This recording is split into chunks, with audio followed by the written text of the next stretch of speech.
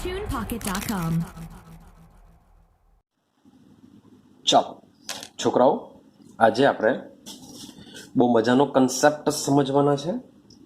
આ કન્સેપ્ટ તમને ખૂબ જ ઉપયોગી નીવડશે 11માં પણ અને 12માં પણ. તો બરાબર સમજવાનો પ્રયત્ન કરજો. જો આગળનો વિડીયો જો તમે વોચ નહીં કર્યો હોય તો સૌથી પહેલાં તમે એ વિડીયોને વોચ કરો, એને સમજો. જો એ વિડીયો આઈડિયા આવશે તો જ તમને આમાં શું કહેવા માંગે છે તે ખબર પડશે. તો શરૂઆત કરીએ. આપણે આજે સમજવાના પરમાણુઓની ઇલેક્ટ્રોનીય રચના, જેને આપણે મોટે ભાગે શું કહીએ છીએ? ઇલેક્ટ્રોનિક કોન્ફિગરેશન કહીએ છીએ. આપણે ઇલેક્ટ્રોનની રચના સમજવાના છે. ચાલો તો સમજો. મેં તમને કીધેલું છે કે ભાઈ પરમાણુમાં શું આવશે? કક્ષા આવશે, કક્ષામાં કક્ષકો આવશે અને કક્ષકોમાં શું આવશે? ઇલેક્ટ્રોન આવશે. તો સીધી સિમ્પલ વસ્તુ છે કે ઇલેક્ટ્રોન ક્યાં ગોઠવવાના છે? કક્ષકોમાં. તો ભાઈ કક્ષકો કોની હશે? પરમાણુની હશે. તો ભાઈ પરમાણુની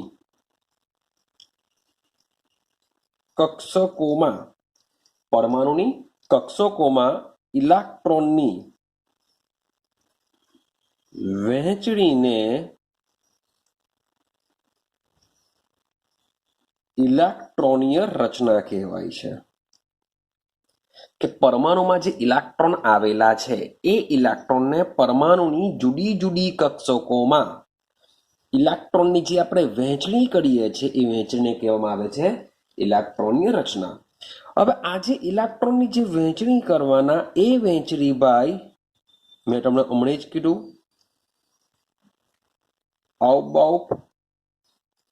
પાઉલીનો નીચેનો નિયમ અને હુન્ડનો મહત્તમ ભ્રમણનો નિયમ. આ નિયમોને અધીન રહીને જ આપણે ઇલેક્ટ્રોનની વહેંચણી કરવાની હોય છે. આઈડિયા આવે છે કઈ? કે આપણે કક્ષકોમાં ઇલેક્ટ્રોનને ગોઠવીશું, ઇલેક્ટ્રોનને વહેંચીશું. પણ આ જે ઇલેક્ટ્રોન વહેંચવાના છે એ પાઉલી અને હુન્ડના નિયમને અધીન રહીને જ આપણે ભરવાનું છે. આ ત્રણ નિયમોથી આપણે વિશેષ કંઈ બીજું કરી શકતા નથી. કંઈ નવા નિયમ આપણે લાવી શકતા નથી. આપણે આ ત્રણ નિયમનો ઉપયોગ કરીને જ કક્ષકોમાં ઇલેક્ટ્રોનની વહેંચણી કરવાની હોય છે. ચાલો હવે સમજો. તો આ જે ઇલેક્ટ્રોનની જે વહેંચણી છે એ ઇલેક્ટ્રોનની વહેંચણી બે રીતના થાય છે. એટલે કે ઇલેક્ટ્રોનની રચના બે રીતે કરી શકાય. કઈ કઈ રીત છે સમજો. તો પહેલી રીત છે કે જેમાં આ રીતના કક્ષકો લખવામાં આવે. એસ કક્ષક, પી કક્ષક, ડી કક્ષક, એફ કક્ષક, આ રીતના કક્ષકો લખવામાં આવે અને સાથે સાથે એના ઉપર એટલે કે મૂર્ધક તરીકે આપણે શું લખીએ છીએ? એમાં રહેલા ઇલેક્ટ્રોન લખીએ છીએ. આ પહેલી રીત છે. ક્લિયર છે? તો આને માત્ર કહેવામાં આવે છે સંકેતો. સાંકેતિક પદ્ધતિ બી કહી શકીએ આપણે. શું કહી શકીએ? સાંકેતિક પદ્ધતિ. શું કહી શકીએ? આને લખી દઈએ આપણે સાંકેતિક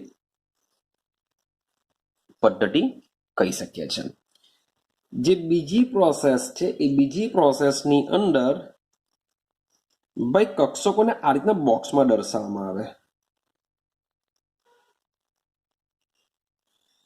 કક્ષકોને શું કરીશું? આ રીતના બોક્સમાં. ભાઈ પી ની 3 પેટા કક્ષક છે એટલે 3, 1, 2 ને 3 બોક્સ. ડી ના 5 પેટા કક્ષક છે એટલે 1, 2, 3, 4, 5. સેમ. જો માની લો કે હું એફ માટે કરું તો શું થશે? એફ ની પેટા કક્ષક કેટલી યાદ કરો? 7. 1, 2, 3, 4, 5. હજુ એક આવશે 7. તો આ રીતના શું થશે? 7 બોક્સ દોરવામાં આવશે. તો આ જે પ્રોસેસ છે એને કહેવાશે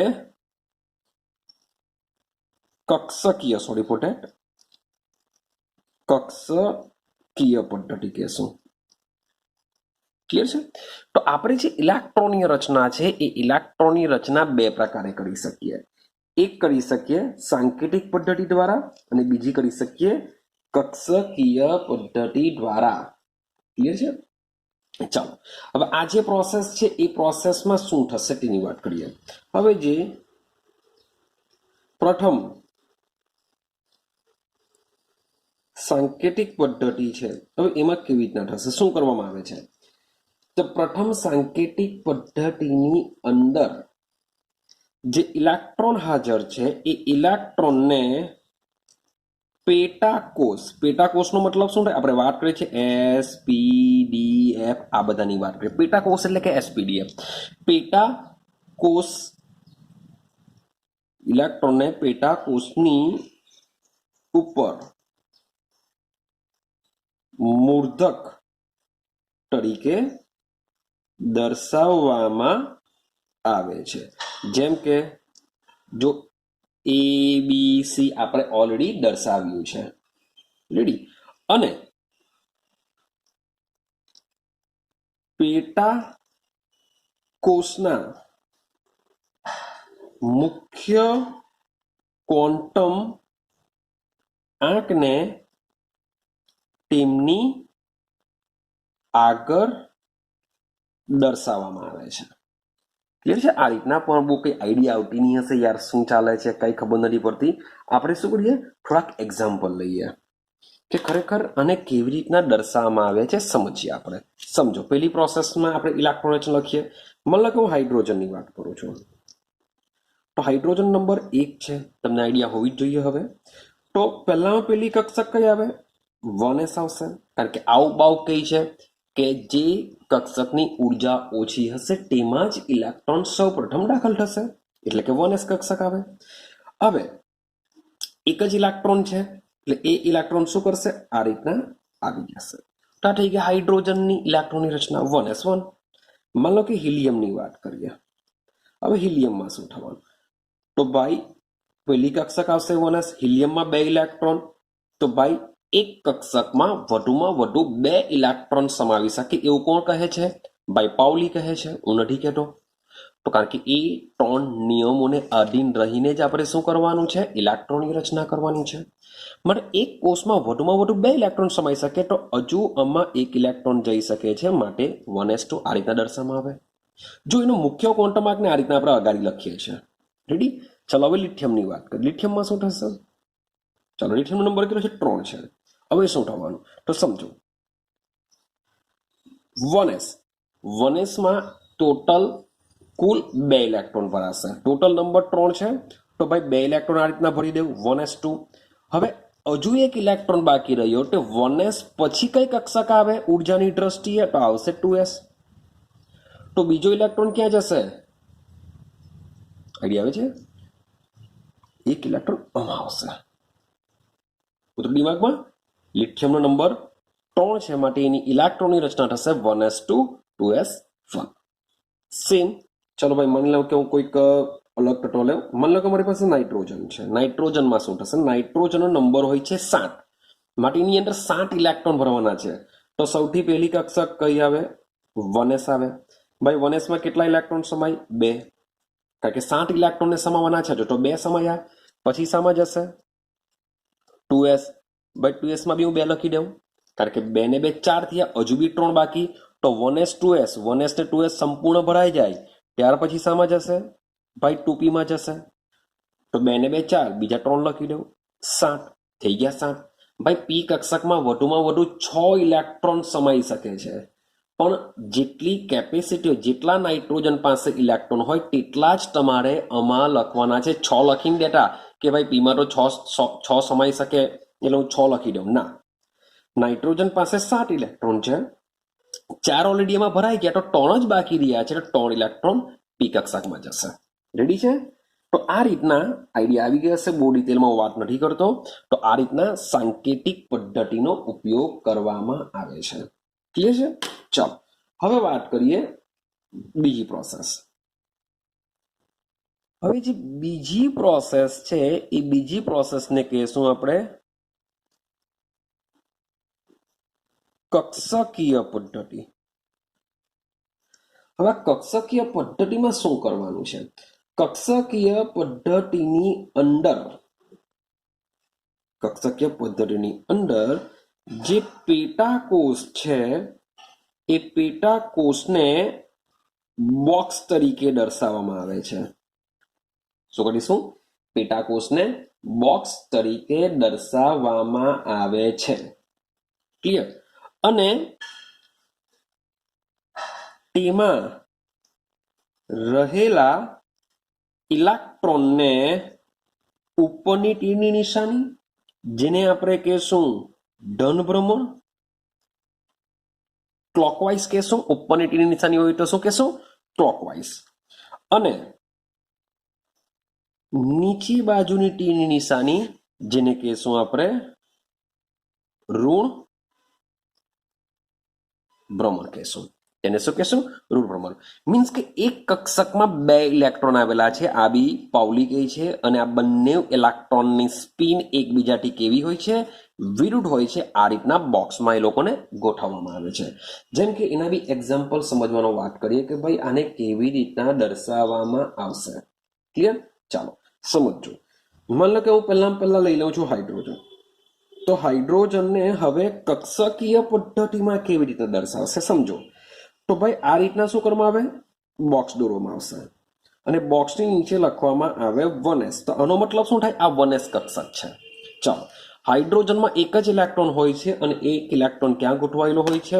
1s કક્ષકમાં ગોઠવાયેલો હોય છે. માટે આ રીતના ટીની નિશાની દોરવામાં આવે છે. કોઈ ડાર્ક એવું કોઈ કરવાની જરૂર નથી, આ તો ખાલી હું દોરીએ છે. તો આ રીતના ટીની નિશાની મૂકવામાં આવે છે. હવે તમને એવું થાય, સર ટીની નિશાની પહેલો ઇલેક્ટ્રોન હંમેશા ઉપર જ દર્શાવવાનો? ભાઈ જરૂરી નથી. તમે ભાઈ એક ઇલેક્ટ્રોન નીચેની ટીની નિશાનીથી દર્શાવશો તો પણ ચાલશે. ક્યાં ઉપરની ટીની નિશાની અથવા નીચેની ટીની નિશાની, બેમાંથી કોઈ પણ એક નિશાની તમે દોરી શકો છો. હવે વાત કરીએ હિલિયમ. ભાઈ હિલિયમ માટે શું થશે? તો સમજો હિલિયમ માટે શું થશે કે હિલિયમની અંદર બે ઇલેક્ટ્રોન છે. 100%ની વાત છે. પહેલું બોક્સ તો આપણે 1s કક્ષકનું દોરીશું. હવે હિલિયમમાં બે ઇલેક્ટ્રોન છે. તો ભાઈ એક ઇલેક્ટ્રોન અમારે આ રીતના દોરવો પડશે, એક ઇલેક્ટ્રોન નીચેની ટીની નિશાનીથી દોરવો પડશે. તો જ તમારું સાચું કહેવાશે. મે બી આ તમને એક્ઝામ્પલ સમજાવું છું. મે બી તમે આ રીતના પહેલા નીચે દોરો પછી ઉપર દોરો તો પણ ચાલશે. આ બંને કન્ડિશન સાચી કહેવાશે. પણ જો તમે ભૂલથી પણ જો આ રીતના દર્શાવવા જાઓ અથવા તો આ રીતના દર્શાવવા જાઓ તો આ બંને સિસ્ટમ ખોટી થશે. બંને સિસ્ટમ ખોટી. કેમ? તો એનું રીઝન એવું છે કે ભાઈ પહેલી પદ્ધતિ કરતા બીજી પદ્ધતિ ખૂબ જ અગત્યતા ધરાવે છે. શા માટે અગત્યતા ધરાવે? તો સમજો કે જે પહેલી પદ્ધતિ છે એ પહેલી પદ્ધતિમાં બધા જ ક્વોન્ટમ આંક વિશે માહિતી મળતી નથી. જ્યારે જે બીજી પદ્ધતિ છે જેના દ્વારા બધા જ એટલે કે ચારેય, બધા જ મીન્સ કે ચારેય ક્વોન્ટમ આંકની માહિતી મેળવાશે. કેવી રીતના સમજવાનો પ્રયત્ન કરીએ. માની લો કે મારી પાસે હું નાઇટ્રોજન વિશે લખું, બંને પદ્ધતિ લખું છું. નાઇટ્રોજનમાં શું આવશે? 1s2 2s2 2p3. આ રીતના આપણે સાંકેતિક પદ્ધતિ લખીશું. જ્યારે નાઇટ્રોજનની બોક્સ પદ્ધતિ વિશે વિચારીએ. ચાલો 1s પહેલા બોક્સ દોરી દઉં છું. 2s બાય 2p માં 3 બોક્સ આવશે. 2p માં શું આવશે? 3 બોક્સ આવશે. રેડી? તો આ રીતના છે. હવે ઇલેક્ટ્રોન પર જઈએ નાઇટ્રોજનમાં. તો 1 2 3 4. ખબર ને વધારે બે જ ઇલેક્ટ્રોન સમાશે. એ સંપૂર્ણ ભરાઈ જાય પછી બાજુની કક્ષામાં જશે. એ સંપૂર્ણ ભરાઈ જાય પછી બાજુની કક્ષામાં જશે. હવે આજે પેટા કક્ષકોમાં ઇલેક્ટ્રોનને કેવી રીતના ભરવા એ હુન્ડ કહે છે. હુન્ડનો મહત્તમ ભ્રમણનો નિયમ કે ભાઈ સૌથી પહેલા શું કરશે? એક એક ભરી દેવું. એક એક ભરાઈ ગયા બાદ જ યુગ્મિત કરવા. એટલે 2 ને 2 4. તો ભાઈ પાંચમો ઇલેક્ટ્રોન અહીંયા ભરાય. જો 5 જ ઇલેક્ટ્રોન બોરોનની વાત ચાલતી હોય તો અહીંયા સુધી જ આવે. ક્લિયર થાય છે? ચાલો, મે બી હજુ ઇલેક્ટ્રોન હોય તો હજુ એક અહીંયા જશે, હજુ એક અહીંયા જશે, કારણ કે 7 ઇલેક્ટ્રોન કરવાના. તો આ રીતના ભરાશે. હવે સમજો કે આના કરતા આ બેસ્ટ છે. કેમ બેસ્ટ છે? માની લો કે હું 2p કક્ષક માટે વાત કરું. ચલો ભાઈ, 2p છે એટલે n બરાબર 2 ખબર પડી ગઈ. ભાઈ p કક્ષક છે, l બરાબર 1 ખબર પડી ગઈ. Very good. ભાઈ ml ની વેલ્યુ ખબર પડશે એમાં. 2p કક્ષક છે, કઈ કક્ષક? px py pz ની ખબર પડશે. ભાઈ ms સ્પિન ક્વોન્ટમમાં ખબર પડશે ખરો કે ઉપરની દિશામાં રોટેશન. આ 3 ઇલેક્ટ્રોન છે, 3 ઇલેક્ટ્રોન માંથી કઈ કક્ષકમાં ઉપર હશે, કઈ નીચે હશે, એ બી ક્વેશ્ચન માર્ક. મીન્સ કે કોઈ આઈડિયા નહીં આવશે એમાં. ત્યારે આની 2p ની જો વાત કરીએ તો ભાઈ આમાં n બરાબર 2 દેખાય છે, 2. ભાઈ l બરાબર 1 દેખાય છે. ભાઈ 3 ઇલેક્ટ્રોન જો 3 પેટા કક્ષકો આપણે દોરેલી છે, ને મતલબ શું થશે કે ml ની વેલ્યુ 3 હશે એમાં. ટ્વાઇસ l પ્લસ 1 સૂત્ર શું છે? Twice l plus 1. તો એક મૂકી દો, 2 કા 2 3, ml બરાબર 3 થઈ જશે તમને, કે 3 પેટા કક્ષકો ઓલરેડી દર્શાવેલી છે આપણે. હવે ms ની વાત કરીએ તો ms ચેક કરો, બધા ભાઈ ઉપરની દિશામાં આપણે મૂકેલા છે, મીન્સ કે +1 હાફ. એનો મતલબ એમ થાય કે આ જે બોક્સ પદ્ધતિ છે, જે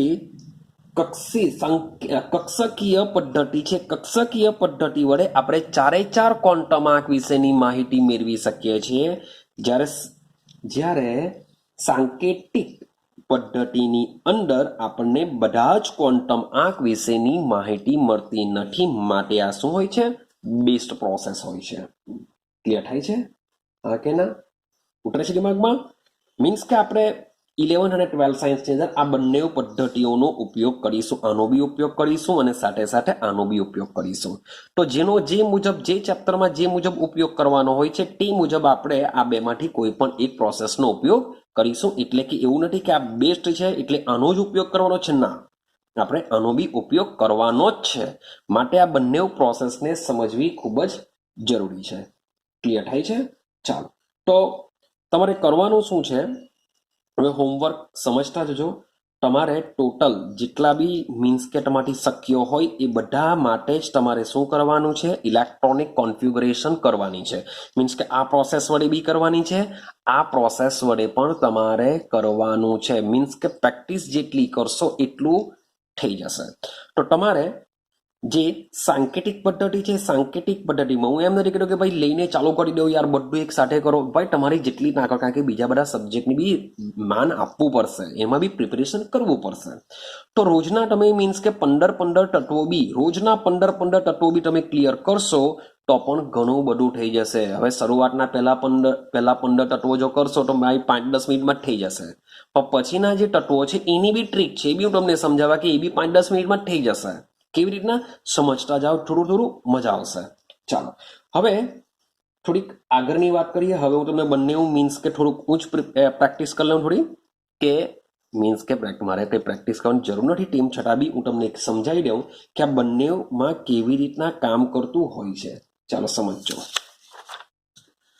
ચાલો આપણે આગળ વધીએ. હવે આપણે શું કરીએ કે જુદા જુદા તત્વોની બંનેની આપણે ઇલેક્ટ્રોનની રચના સમજવાનો પ્રયત્ન કરીએ. તો હું પહેલા અહીંયા લખું છું સાંકેતિક પદ્ધતિ લખું છું, અને અહીંયા આપણે દોરીએ છીએ કક્ષકીય પદ્ધતિ. રેડી? ચાલો, તો બંનેને આપણે કમ્પેરિઝન કરતા કરતા સમજતા જઈએ. સૌથી પહેલા હું શરૂઆત કરું લિથિયમ. ભાઈ લિથિયમ માટે શું આવી શકે? તો સમજો 1s2 2s1, હા કે ના? જ્યારે લિથિયમ માટે આમાં શું આવશે? એક બોક્સ, આ બોક્સ કયું હશે? 1s. આ બીજું બોક્સ 2s. 2s ની બાજુમાં કોણ આવતું હોય છે? 2p. હવે સમજો, હવે આ તો મેં દોરી દીધેલું છે, પણ એકચ્યુઅલી તમારે શું કરવાનું હોય છે? જેમાં જેટલા ઇલેક્ટ્રોન હોય એટલા જ દર્શાવવાના છે.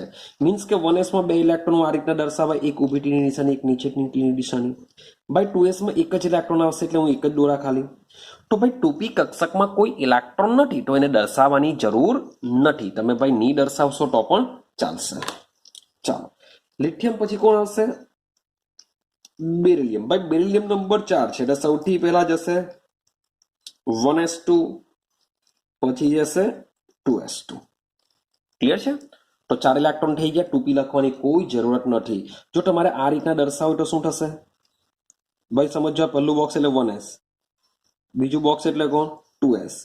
તો ભાઈ 4 ઇલેક્ટ્રોન છે એટલે શું કરીશું આપણે? 4 ઇલેક્ટ્રોન માટે પહેલા કક્ષકમાં જશે 2 ઇલેક્ટ્રોન એટલે 1s સંપૂર્ણ ભરાઈ ગઈ, પછી જશે બાજુમાં જો 2s બી સંપૂર્ણ ભરાઈ ગઈ. તો આ રીતના થઈ જશે બેરિલિયમ. હું 2p દોરતો નથી, મેં પહેલા જ કીધું કે ભાઈ નહીં આવતા હોય તમારે દર્શાવવાની જરૂર નથી. ચાલો આગળ જઈએ. વાત કરીએ હવે બોરોન. બોરોનનો નંબર હોય છે 5. તો 5માં 1s2, 2s2. હવે શરૂઆત થઈ ગઈ 2p ની, કારણ કે 1s અને 2s સંપૂર્ણ ભરાઈ ગઈ છે. ચલો અહીંયા આપણે જઈએ.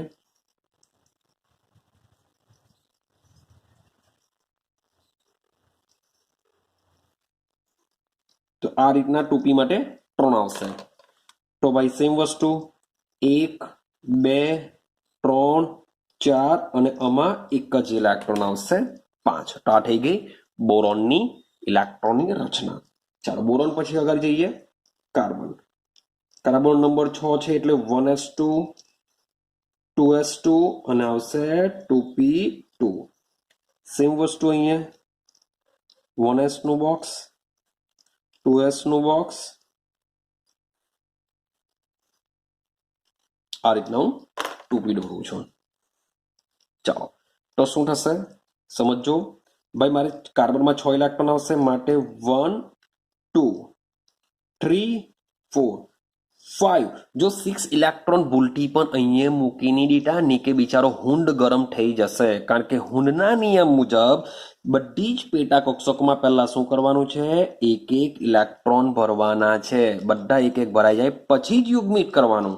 તો આમાં ભૂલ થવી નહીં જોઈએ. ચલો કાર્બન પછી આવીએ નાઇટ્રોજન. નાઇટ્રોજન નંબર હોય છે 7 માટે હોય છે 1s2, 2s2, 2p3. તો થવાનું શું? એક બોક્સ, બીજું બોક્સ, ત્રીજું બોક્સ એટલે ભાઈ 2p નું. હા કે ના? તો 7 ઇલેક્ટ્રોન ભરીએ. 1, 2, 3, 4, 5, 6, 7. આ રીતના આવશે. રેડી? ચાલો હવે બીજું એક તમને કહી રાખું ભાઈ, સ્પિન ગુણકનું મૂલ્ય બી પૂછી શકાય. બુકમાં એવું કંઈ આપ્યું નથી પણ એક ક્વેશ્ચન એવો નીકળે સ્પિન ગુણકનું મૂલ્ય. તો આ જે સ્પિન ગુણકનું જે મૂલ્ય છે તેમાં કરવાનું શું હોય છે કે જેટલા પણ અયુગ્મિત ઇલેક્ટ્રોન હોય, જેટલા પણ અયુગ્મિત ઇલેક્ટ્રોન હોય સાથે સાથે ભાગ્યા 2 કરવા પડશે. કેમ?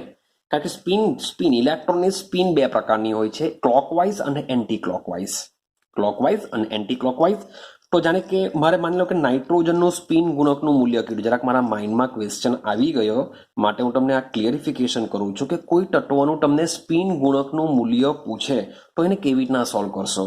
જો કોઈ તત્વનું સ્પિન ગુણકનું મૂલ્ય પૂછે તો અહીંયા સ્પિન ગુણક તમને કહું છું ટોટલ અયુગ્મિત. આ બધાને કહેવાશે અયુગ્મિત. અયુગ્મિતનો મતલબ શું થાય? એકલા એકલા હોય તેને કહેવાય અયુગ્મિત, જે જોડકા હોય તેને કહેવાય યુગ્મિત.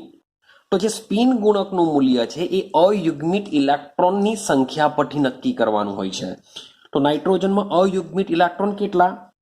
ભાઈ 3. ભાઈ જે ઇલેક્ટ્રોન છે, ઇલેક્ટ્રોન કેટલા પ્રકારની સ્પિન ધરાવે? 2 પ્રકારની, ક્લોકવાઇઝ એન્ટી ક્લોકવાઇઝ. તો ભાગ્યા 2. તો નાઇટ્રોજનની સ્પિન ગુણકનું મૂલ્ય કેટલું કહેવાય? 1.5 કહેવાશે. કાર્બન વિશે પૂછે તો કાર્બનમાં અયુગ્મિત ઇલેક્ટ્રોન 2, 1 અને 2, બાકી બધા યુગ્મિત છે. ભાઈ ભાગ્યા 2 તો કાર્બનનું સ્પિન ગુણકનું મૂલ્ય કેટલું કહેવાશે? 1 કહેવાશે. ભાઈ બોરોનની વાત કરીએ, બોરોનમાં શું થશે? તો બોરોનમાં 1/2 ભાઈ 0.5 કહેવાશે. ભાઈ બેરિલિયમમાં કંઈ જ નથી, બેરિલિયમમાં કંઈ 0/2 તો માટે 0. આમાં 1 છે તો 1/2 0.5. તો આ રીતના સ્પિન ગુણકનું મૂલ્ય બી તમને આવડવું જોઈએ. ક્લિયર છે? તો યાદ રાખજો, આવા બી કંઈ ક્વેશ્ચન જો પૂછાઈ જાય તો તમને સોલ્વ કરતા આવડવા જોઈએ. ચાલો આપણે આગળ જઈએ. વાત કરું ઓક્સિજન. ઓક્સિજન માટે શું થશે? ઓક્સિજનનો નંબર કેટલો છે? 8. 8 છે એટલે કે 1s2, 2s2 અને અહીંયા આવશે 2p4 4 5 6 7 8 ટોટલ 8 ઇલેક્ટ્રોન થવા જોઈએ. સેમ વસ્તુ બોક્સ પદ્ધતિ વડે દોડીએ આપણે. 2 આઈ હોપ સો કે આઈડિયા આવતી હશે હવે તમને શું કરવાનું છે તમારે. ચલો આ રીતના આપણા બોક્સ આવશે. 8 ઇલેક્ટ્રોન ઓક્સિજન માટે વાત કરીએ તો 8 ઇલેક્ટ્રોન કેવી રીતના ભરાશે? 1 2 3 4 5 6 7. હવે જે 8મો ઇલેક્ટ્રોન છે એને શું કરો? યુગ્મિત કરો. 8મો ઇલેક્ટ્રોનને શું કરો? યુગ્મિત કરો. તો આ રીતના તમને ઓક્સિજનની ઇલેક્ટ્રોનિક કોન્ફિગરેશન મળી જશે. ક્લિયર થાય છે? ચાલો વાત કરીએ ફ્લોરિન. ફ્લોરિનમાં શું થયું? નંબર 9 છે એટલે 1s2 2s2 2p5 સેમ.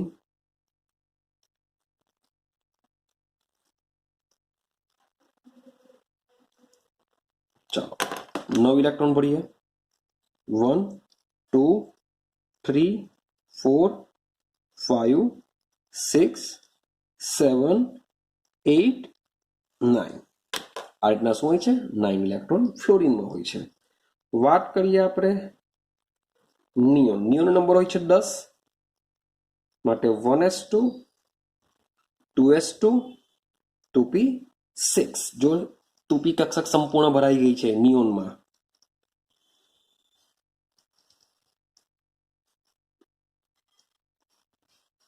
ચલો તો આ રીતના દોડી દઈએ આપણે. અહીંયા બી સેમ તમે આ રીતના બી જોશો. તેમાં બી સેમ 2 ને 2 4 પછી 5 6 7 8 9 10. તો તમે નિયોન જોશો. નિયોન શું જોશો? નિયોન. અને બી હિલિયમ દોડી દઉં છું મારા કામનો છે એટલે હિલિયમ નંબર 2 છે 1s2. અહીંયા બી સેમ શું આવશે? 1s2. સમજો. હવે બરાબર સમજાવ ને તે સમજવાનો પ્રયત્ન કરજો. ભાઈ કેન્દ્રથી આજુબાજુ સૌથી પહેલા પહેલી કક્ષક હોય છે. પહેલી કક્ષકનો મતલબ થાય n બરાબર 1. તો n બરાબર 1 માં છેલ્લું તત્વ કોણ કહેવાય? 1s કહેવાય, એટલે હિલિયમ કહેવાય. કારણ કે આમાં એક જ કક્ષક આવેલી છે 1s. 1s કક્ષક છે તો 1s કક્ષકમાં એક ઇલેક્ટ્રોન વધારે 2 ઇલેક્ટ્રોન ભરાય એટલે સંપૂર્ણ ભરાઈ ગયેલી કહેવાય. તો આ જે હિલિયમ છે એ હિલિયમ કેવું કહેવાય? સંપૂર્ણ ભરાઈ ગયેલી ઇલેક્ટ્રોનીય રચના ધરાવે છે 1s માં. રેડી? સેમ. હવે પછી n બરાબર 2 ની જ્યારે આપણે વાત કરતા હોઈએ ત્યારે n બરાબર 2 માં શું થાય? 2 કક્ષક આવે 2s અને 2p. તો ભાઈ આમાં 2 ઇલેક્ટ્રોન ભરાય. આમાં ટોટલ વધારે 6. તો 6 ને 2 8 ને બીજા 2 ઇલેક્ટ્રોન 10. તો ભાઈ 10 ઇલેક્ટ્રોન કોણ આવે? નિયોન. તો આ એવા તત્વો છે કે એવા તત્વોની ઇલેક્ટ્રોનની રચના સંપૂર્ણ ભરાઈ ગયેલી છે. શું થયેલી હોય છે? સંપૂર્ણ ભરાઈ ગયેલી હોય છે. તો આ જે સંપૂર્ણ ભરાઈ ગયેલી હોય છે અને પછીનો જે ઇલેક્ટ્રોન છે, હવે માની લો કે નિયોન થી આગળ જાઓ તો નિયોન થી આગળ 11 નંબર પર આવશે સોડિયમ. સોડિયમનો નંબર કેટલો હોય છે? 11. તો 11 માં હું ભરું 1s2 2s2 2p6 થઈ ગયું.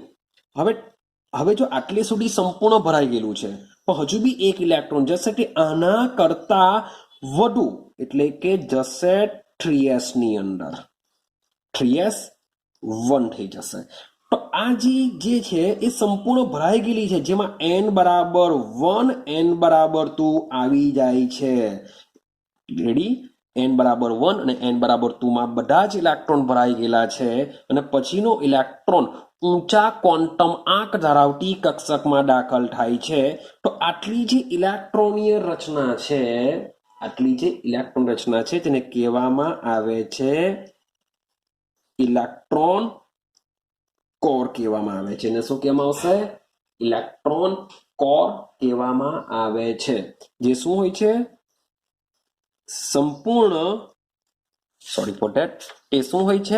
સંપૂર્ણ ભરાયેલ ઇલેક્ટ્રોનીય રચના ધરાવે છે. આ ઇલેક્ટ્રોન કોર શું છે કે n બરાબર 2 n બરાબર 1 n બરાબર 2 સુધીના બધા ઇલેક્ટ્રોન ભરાઈ ગયેલા છે.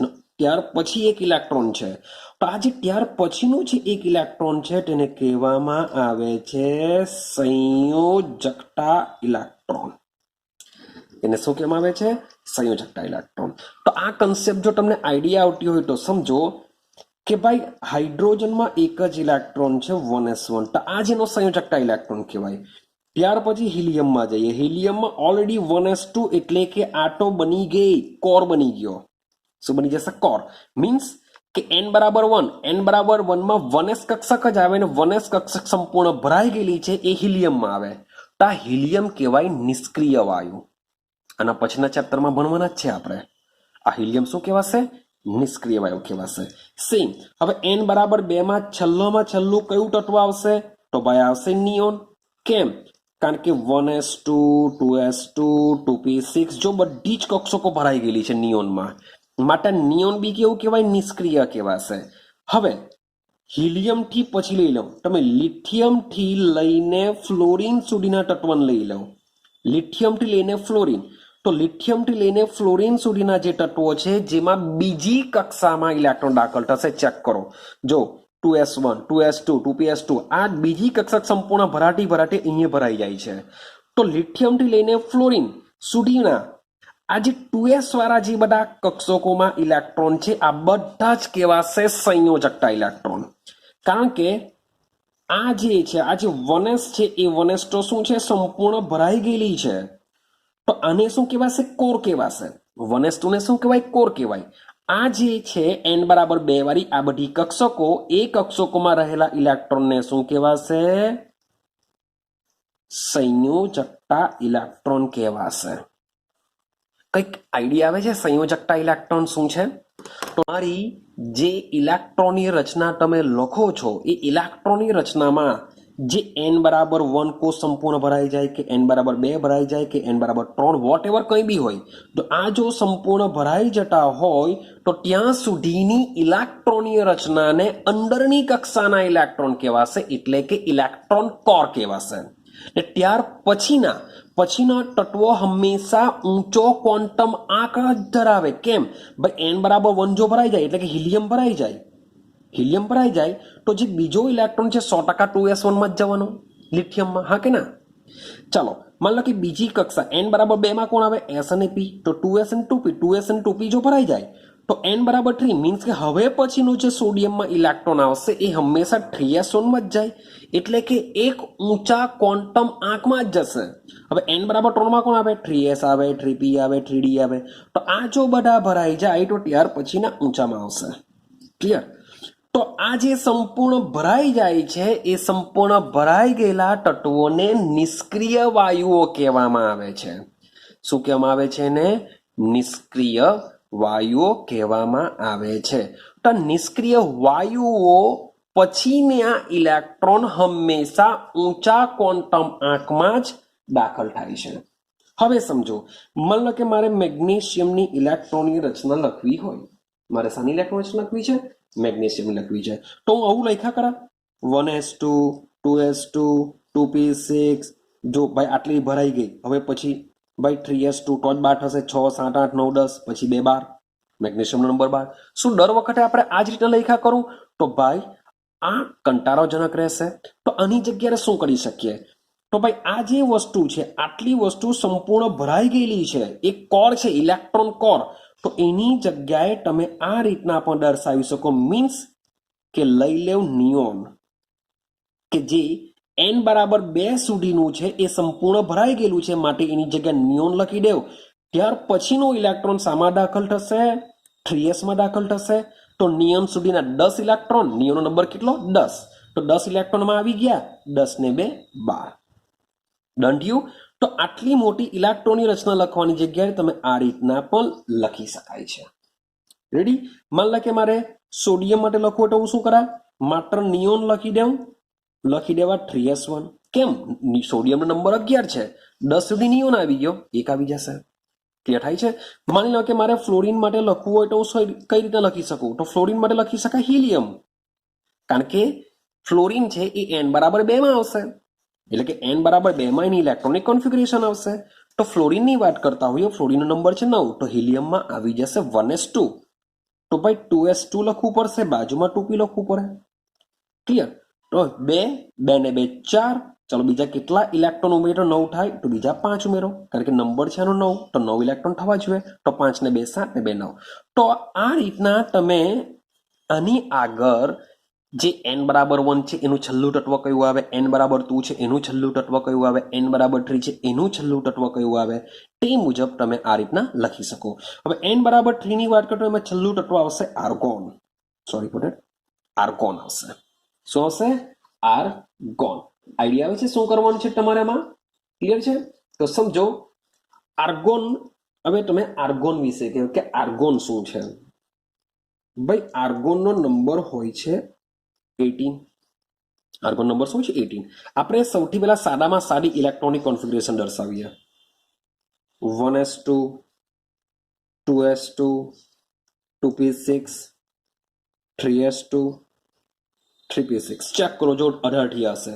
6 6 ને 2 8 8 ને 2 10 10 ને 6 16 16 ને 2 18. જો 18 ઇલેક્ટ્રોન થઈ ગયા. 3s2 3p6. ક્લિયર? તો અહીંયા સુધી તમે ચેક કરશો તો n બરાબર 3 સંપૂર્ણ ભરાઈ જશે. હવે તમે કહેશો સર 3D તો આવ્યો જ નહીં, 3D નથી આવ્યો. તો ભાઈ તમારો જે 3D છે, 3D ની આગળ તો પહેલા 4s આવશે. ભાઈ 3D ની આગળ કોણ આવશે? 4s આવશે. 3D તો ત્યાર પછી આવશે. માટે આટલી જે ઇલેક્ટ્રોનિક કોન્ફિગરેશન જો તમારી સંપૂર્ણ ભરાઈ ગયેલી હોય એ પણ બની જશે નિષ્ક્રિય વાયુ. જો પી કક્ષક 6 ભરાઈ ગઈ, પી કક્ષકમાં વધુ વધુ કેટલા ઇલેક્ટ્રોન સમાય? 6. 3s બી ભરાઈ ગયેલી છે, 3p બી ભરાઈ ગયેલી છે. માટે આર્ગોન પણ કોના જેવો આવશે? નિષ્ક્રિય વાયુ બની જશે. રેડી? આઈડિયા આવે છે? કઈ આ શું બની જાય? નિષ્ક્રિય વાયુ બની જશે. ચાલો સમજો. તો શું કરીએ? તો મેં તમને કીધું કે આર્ગોનનો નંબર છે 18.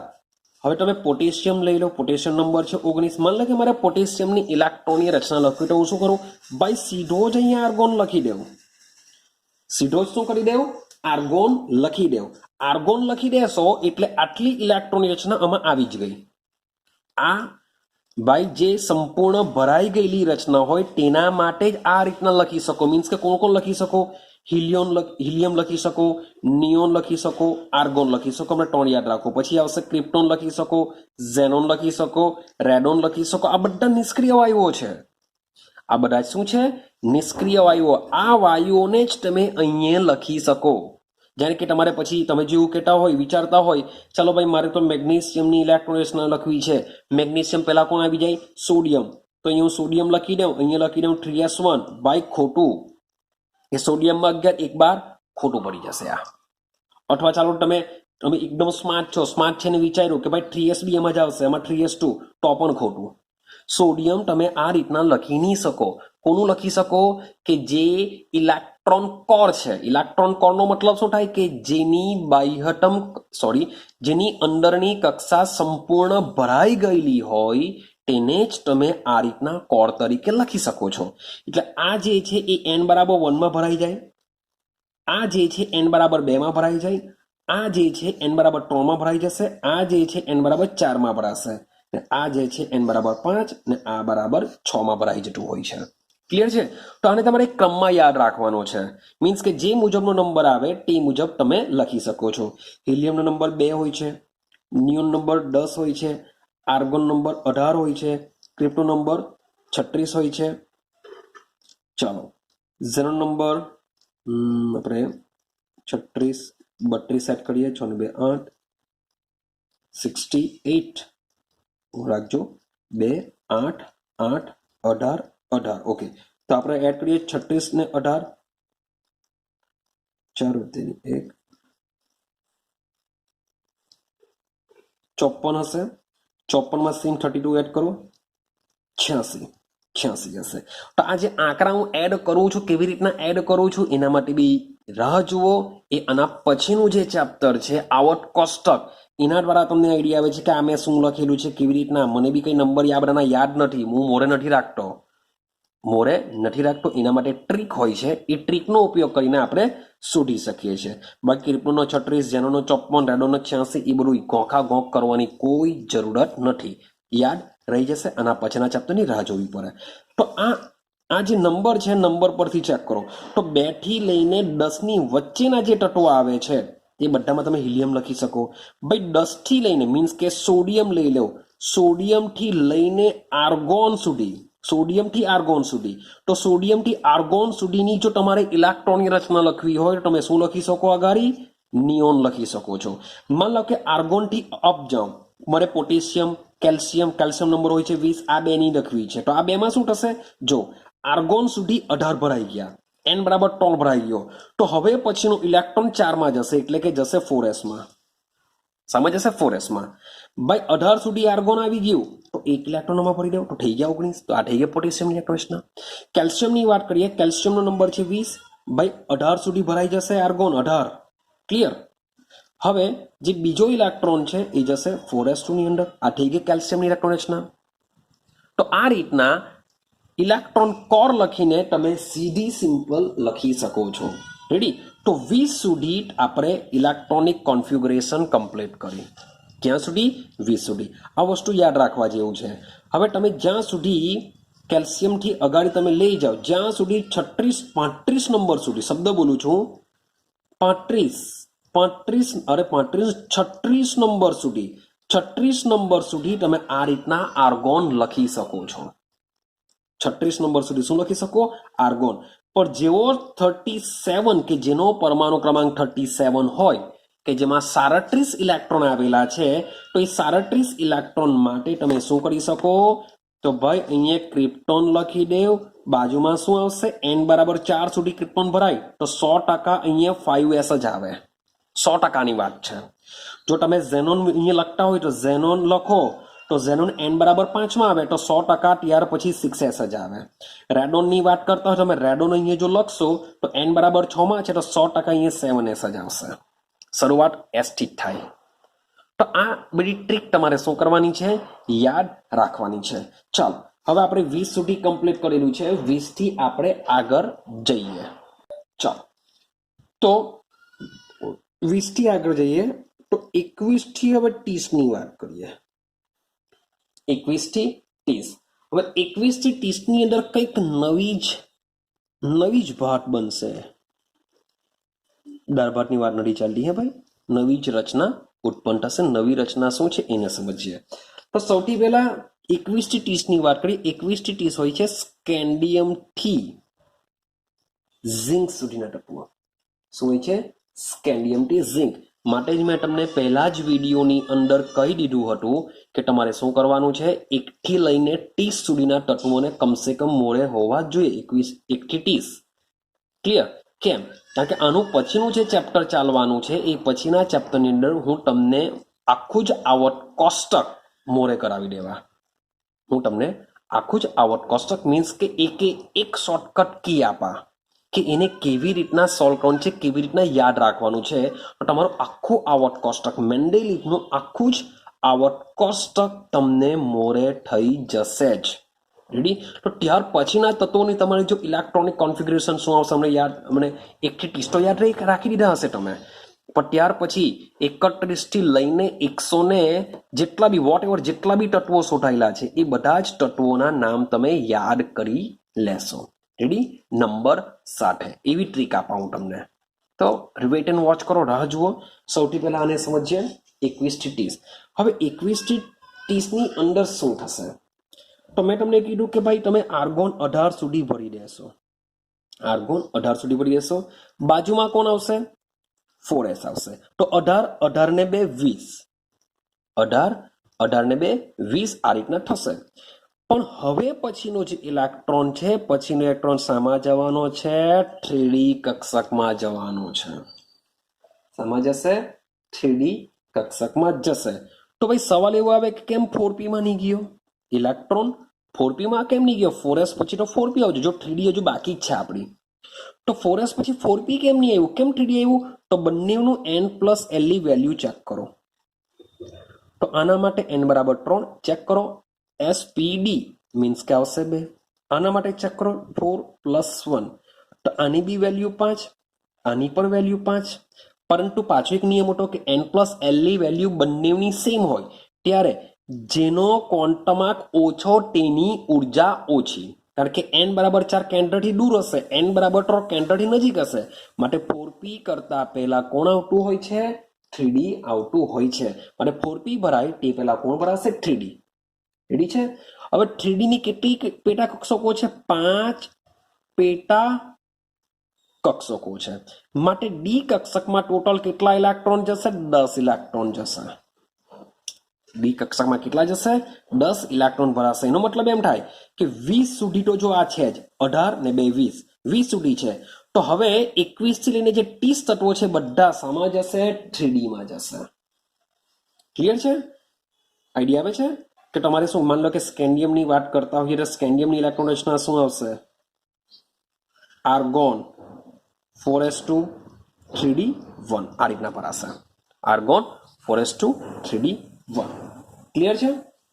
ચાલો સેમ વસ્તુ હું લખું છું ક્રોમિયમ. મારે જે સમજાવવાનું છે તે લઈ લઉં. આ રીતના સોન તમે ભરતા જશો. મીન્સ કે સ્કેન્ડિયમ પછી ટિટેનિયમમાં જાઓ, ટિટેનિયમ અહીંયા 3d2 આવશે, વેનેડિયમમાં જાઓ 3d3 આવશે. ક્લિયર? જેનો જેટલો નંબર હશે એ મુજબ અહીંયા ઇલેક્ટ્રોન ભરતા જાઓ. હવે મેઇન છે ક્રોમિયમ અને મારે સમજાવવું છે કોપર વિશે. મારે શું સમજાવવું છે? ક્રોમિયમ અને કોપર. આ બહુ વિશિષ્ટ છે જે તમારે યાદ રાખવાનું છે. બંનેને યાદ રાખવું પડશે. ભાઈ ક્રોમિયમનો Z એટલે કે પરમાણુ ક્રમાંક હોય છે 24 અને કોપરનો પરમાણુ ક્રમાંક હોય છે 29. બરાબર સમજવાનો પ્રયત્ન કરજો. ચાલો હવે થવાનું શું? આની જો electronic configuration rules and regulation મુજબ લખું તો આર્ગોન 4s 3d. હું લખું છું રૂલ્સ એન્ડ રેગ્યુલેશન મુજબ. તો Z બરાબર 24. આર્ગોનમાં 18 ઇલેક્ટ્રોન આવી ગયા. 18 ને 2 20. 18 ને 2 20. 20 ને 4 24. આ રીતે થવાનું. હવે સમજો આ જે છે ને આર્ગોન સુધીનું એ બધું અંદરની કક્ષા કહેવાશે, એટલે કે ઇલેક્ટ્રોન કોર કહેવાશે. આ જે કહેવાય એ બાહ્ય કક્ષા કહેવાશે. બાહ્યતમ એમાં આવેલા ઇલેક્ટ્રોનને બાહ્યતમ કક્ષાના ઇલેક્ટ્રોન કહેવાય. હવે જો તમે ક્રોમિયમની ઇલેક્ટ્રોનની રચના જો આ રીતના જો લખો તો ખોટી પડશે. શું પડશે? ખોટી. હવે તમે કહેશો સર બધું રૂલ્સ એન્ડ રેગ્યુલેશન મુજબ મેં ભરેલું છે તેમ છતાં શા માટે ખોટી? તો ભાઈ ક્રોમિયમનો ગણીશું વિશિષ્ટ કિસ્સો. શું ગણીશું? વિશિષ્ટ કિસ્સો ગણીશું. ક્રોમિયમમાં થશે શું? ક્રોમિયમમાં જે 4s કક્ષક છે, 4s કક્ષક અને આ જે 3d કક્ષક છે, આ બંને કક્ષકો વચ્ચે ઉર્જાનો તફાવત ઓછો છે. બંને વચ્ચે ઉર્જાનો તફાવત કેવો છે? ઓછો. એટલે કે 4s ની ઉર્જા 3d કક્ષકની ઉર્જાને લગભગ સિમિલર જેવી હોય છે. જો સિમિલર જેવી હોય તો ઇલેક્ટ્રોન એક જગ્યાએથી કુડાકરા મારીને બીજી કક્ષકમાં જઈ શકે છે. એની નજીકની કક્ષક જ છે આ. તો થશે શું? તો ક્રોમિયમની ખરેખર ઇલેક્ટ્રોનની રચના આર્ગોન 4s 1 3d 5 જોવા મળે છે. ભાઈ જો તમે આ લખવા ગયા તો ખોટું. ક્રોમિયમની ખરેખર ઇલેક્ટ્રોન રચના શું હોય છે? આ હોય છે. તો સવાલ એવો આવે કે કેમ એક જ ગયો ઇલેક્ટ્રોન કુડાકરા મારીને, બે કેમ નહીં ગયા? ભાઈ ચાલો એટલું નક્કી કે ભાઈ કક્ષકોની ઉર્જા વચ્ચેનો તફાવત ઓછો છે. એટલે કે 4s અને 3d કક્ષકો વચ્ચે ઉર્જાનો તફાવત ઓછો છે, માટે ઇલેક્ટ્રોન એક કક્ષકમાંથી બીજી કક્ષકમાં જઈ શકે. હવે અહીંનો ચોથો ઇલેક્ટ્રોન આમાં તો જઈ જ નહીં શકે, કારણ કે એમાં વધારે 2 જ ઇલેક્ટ્રોન સમાઈ શકે. પણ આ જે ડી કક્ષક છે મેં તમને આગળ જ કીધું એમાં વધુમાં વધુ 10 ઇલેક્ટ્રોન સમાઈ શકે. હજુ તો 4 થયા. ચાલો તો સીધી સિમ્પલ વસ્તુ છે, ચોથો ઇલેક્ટ્રોન આમાં નહીં જઈ શકે, પણ આના ઇલેક્ટ્રોન બંનેમાં આવી શકે. પણ આવ્યો એક જ. કેમ એક જ આવ્યો? તો સમજો ભાઈ ડીમાં જો 10 ઇલેક્ટ્રોન ભરાયેલા હોય તો એ કહેવાશે સંપૂર્ણ ઇલેક્ટ્રોનીય રચના, એટલે કે સંપૂર્ણ કક્ષક ભરાયેલી હોય એવું આપણે કહી શકીએ. પણ ડીમાં જો 5 જ ઇલેક્ટ્રોન ભરેલા હોય તો એને કહેવામાં આવે છે અર્ધપૂર્ણ ઇલેક્ટ્રોન રચના. જો અડધા ભરાયા હોય તો એને શું કહેવામાં આવે છે? અર્ધપૂર્ણ ઇલેક્ટ્રોન રચના કહેવામાં આવે છે. તો આ સંપૂર્ણ ઇલેક્ટ્રોનની રચનાની એવા પરમાણુની સ્થાયીત્વતા ખૂબ વધારે હોય છે. આપણે પણ સ્ટેબલ થવાની વાત કરીએ, સ્થાયીત્વતા મેળવવાની વાત કરીએ, તેમ પરમાણુ પર શું કરશે? સ્થાયીત્વતા મેળવવાની વાત કરશે. જો સંપૂર્ણ ભરાઈ ગયેલી હોય તો સ્થાયી. મેં તમને આર્ગોનમાં એટલે જ કીધું, આર્ગોન એકદમ સ્થાયી છે, એકદમ નિષ્ક્રિય, કોઈની સાથે રિએક્શન નહીં કરે. કેમ? સંપૂર્ણ ભરાયેલી ઇલેક્ટ્રોનની રચના છે, સ્થાયીત્વતા મેળવી લીધેલી છે. તો જે બી કક્ષક સંપૂર્ણ ભરાઈ જાય તે શું કરશે? સ્થાયીત્વતા મેળવી લે છે. તો ભાઈ આમાં તો કઈ 10 ઇલેક્ટ્રોન છે ને 5 છે તો બી અર્ધપૂર્ણ ઇલેક્ટ્રોનની રચના કહેવાશે. ને આવા અર્ધપૂર્ણ ઇલેક્ટ્રોનની પણ સ્થાયીત્વતા કેવી હોય છે? વધારે હોય છે. મીન્સ કે આની સૌથી વધારે હોય છે, ત્યાર પછીના નંબર પર આની હોય છે. ને ત્યાર પછી તમે કોઈ પણ લઈ લો કે D9 હોય, 8 હોય, 7 હોય, 4 હોય, 2 હોય, 1 હોય, તે બધા કરતા આ બે આવી જો ઇલેક્ટ્રોનની રચના હોય એવા પરમાણુની સ્થાયીત્વતા વધારે હોય છે. માટે ક્રોમિયમ શું કરશે? સ્થાયીત્વતા મેળવવા માટે ફોરેસના એક ઇલેક્ટ્રોનને 3D માં જમ્પ કરાવી દેશે, જેથી ઇલેક્ટ્રોન રચના આ મુજબની બની જશે, જેથી એ સ્થાયીત્વતા મેળવી શકે. હવે યાદ રાખજો, કક્ષક ખાલી કરીને બંને ઇલેક્ટ્રોન આમાં જઈ નહીં શકે. આપણે પછાડી ડી અને એફમાં જોશું, જેમાં આ બધા વસ્તુ થવાની શક્યતા ખરી. તમે ત્યારે ક્વેશ્ચન આવે કે સર સ્થાયીત્વતા મેળવવા માટે આનો એક ઇલેક્ટ્રોન બી આમાં ચાલ્યો જાય તો, મીન્સ કે 4 વાળું હોય, માન લો કે આવી રીતના ઇલેક્ટ્રોન રચના હોય, 4s2 3d3 હોય. અહીંયા હું લઈ લઉં આર્ગોન, 18 ને 2 20, 20 ને 3 23 નંબર પર કોણ આવશે વિચારો? વેનેડિયમ. ક્લિયર? તો વેનેડિયમની ઇલેક્ટ્રોનની રચના આ રીતના છે. તો વેનેડિયમમાં ભાઈ 2 ઇલેક્ટ્રોન ભાઈ આમાં નહીં જઈ શકે, તો એ 3d5 બની જશે અર્ધપૂર્ણ. તો ભાઈ આ વસ્તુ શક્ય નથી. કક્ષક ખાલી થઈ શકતી નથી, મિનિમમ એક ઇલેક્ટ્રોન તો રહેવો જોઈએ, સંપૂર્ણ ખાલી થવાની નથી. તો વેનેડિયમમાં બી તમે વિચારશો કે આના જો 2 ઇલેક્ટ્રોન આમાં ચાલ્યા જાય તો એ બી 3d5 બની જાય. તો ભાઈ એવું શક્ય નથી. કોઈ એક ઇલેક્ટ્રોન તો કક્ષકમાં રહેવો જોઈએ. હવે તો આઈડિયા આવી ક્રોમિયમમાં શું થાય? હવે વાત કરીએ કોપર. કોપરમાં શું થવાનું? ખરેખર રૂલ્સ એન્ડ રેગ્યુલેશન મુજબ જો જોઈએ તો આર્ગોન, પછી આવશે 4s, પછી લખીશું 3d. 4s2, ચાલ 18, 18 ને 2 20, 20 ને 9 29, કારણ કે નંબર છે 29. તો આમાં બી તમે જોશો કે ખરેખર ક્રોમિયમની રૂલ્સ એન્ડ રેગ્યુલેશન મુજબની ઇલેક્ટ્રોન રચના છે, પણ જો આવું જો લખવા ગયા તો ખોટું આવશે. કેમ ખોટું પડશે?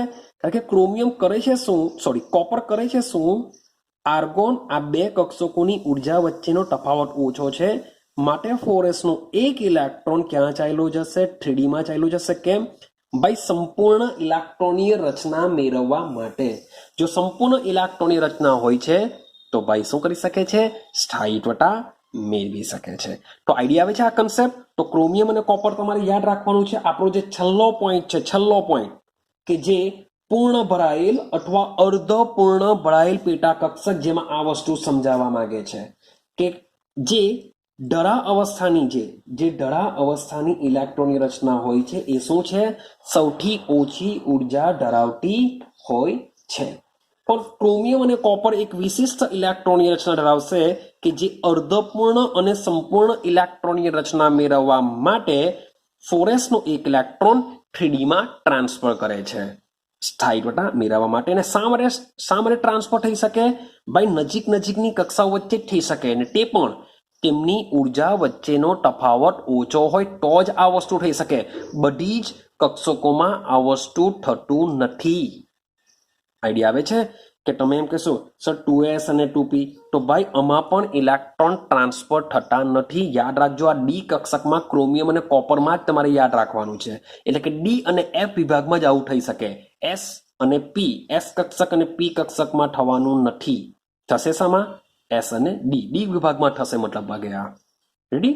તો સમજો. તો આ આપણો લાસ્ટ પોઈન્ટ છે જે આપણે અહીંયા ક્લિયર કર્યો. હવે સમજો સર શું ડી કક્ષકમાં જ આવું થઈ શકે?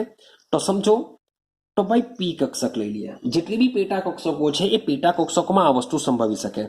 હવે પીમાં વધુમાં વધુ 6 ઇલેક્ટ્રોન સમાઈ શકે, એટલે P6 હોય સંપૂર્ણ ઇલેક્ટ્રોન રચના, તો ભાઈ સ્થાયી કહેવાય. રેડી? આર્ગોન ચેક કરો, P6 આવે તો એ સ્થાયી છે. હવે જેમાં બી P3 હોય, જેમાં બી પી કક્ષકમાં 3 ઇલેક્ટ્રોન જો હોય તો એ અર્ધપૂર્ણ ઇલેક્ટ્રોનની રચના કહેવાય. તેની પર શું હોય છે? સ્થાયિત્વતા વધારે હોય છે. ડી કક્ષકમાં 2 આવે, D10 ઇલેક્ટ્રોન રચના હોય, D5 હોય તો આ લોકો બી કેવા કહેવાય? સ્થાયી કહેવાશે. સેમ એફની વાત કરીએ, એફમાં 14 ઇલેક્ટ્રોન જો સમાયેલા હોય તો એની સ્થાયિત્વતા વધારે હોય છે. જો 7 ઇલેક્ટ્રોન હોય તો એ અર્ધપૂર્ણ રચના કહેવાય. તેની પર શું હોય છે? સ્થાયિત્વતા હોય છે. રેડી છે? હા કે ના? ચાલો હવે આગળની વાત કરીએ, સમજતા જજો થોડું. હવે આપણે 3D કક્ષકો વિશે વાત કરી. માની લો કે 3D કક્ષકો સંપૂર્ણ ભરાઈ જાય, સંપૂર્ણ ભરાઈ ગયેલી માની લઈએ કે ભાઈ 3D કક્ષકો સંપૂર્ણ ભરાઈ જાય છે. તો 3D કક્ષક જો સંપૂર્ણ ભરાઈ જાય તો ત્યાર પછીના ઇલેક્ટ્રોન શામાં જશે? ભાઈ 4p કક્ષકમાં જશે. શામાં જશે? 4p કક્ષક. અને 4p કક્ષકની શરૂઆત થશે ગેલિયમથી થશે. ક્યાં થશે? ગેલિયમથી શરૂઆત કરીને ક્રિપ્ટોન સુધી ભરાશે. જો n બરાબર 4 અહીંયા કમ્પ્લીટ થઈ જશે. શું થઈ જશે? n બરાબર 4 અહીંયા કમ્પ્લીટ થઈ જશે. જો આગળના વિડીયોમાં મેં તમને કીધેલું છે કે ક્રિપ્ટોન સુધી જો ભરાય તેમાં n બરાબર 4 કમ્પ્લીટ થઈ જશે. તો ક્રિપ્ટોન પછીનું જે તત્વ છે તેમાં 5s ની શરૂઆત થઈ જાય. તેમાં શાની શરૂઆત થઈ જાય? 5s. એટલે ક્રિપ્ટોન પછીનું જે તત્વ છે એમાં 5s ની શરૂઆત થશે. તો 4p કક્ષક શરૂઆત થશે. 4p માં બીજા 6 ઇલેક્ટ્રોન સમાય. 6 ઇલેક્ટ્રોન એટલે ગેલિયમથી લઈને જે ક્રિપ્ટોન છે બધા 4p માં જશે. રેડી છે? ચાલો માની લઈએ કે 4p પણ ભરાઈ જાય. 4p પણ ભરાઈ ગઈ તો 4p પછી શાની શરૂઆત થાય? પછી આવશે 5s આવશે, પછી આવશે 5p આવશે, સોરી ફોર ધેટ 5p નહીં આવે, પછી આવશે 4d. તમે પેલું ચિટાર ચેક કરી લેજો એકવાર, આવું બાવ આપેલું છે તે.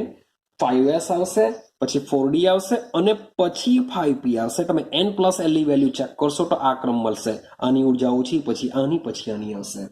રેડી? તો પછી આ રીતની ઇલેક્ટ્રોનિક કોન્ફિગરેશન તમને જોવા મળશે. હવે સેમ આવી જ કોન્ફિગરેશન તમે ઉપર બી જોઈને આવ્યા. ચેક કરો 3D વિભાગમાં કે ડી કક્ષકમાં 4s માં જાય, આ ડી કક્ષકમાં 4s માં, અહીંયા તમે 3D લખતા આવતા, પછી 4p આવ્યો.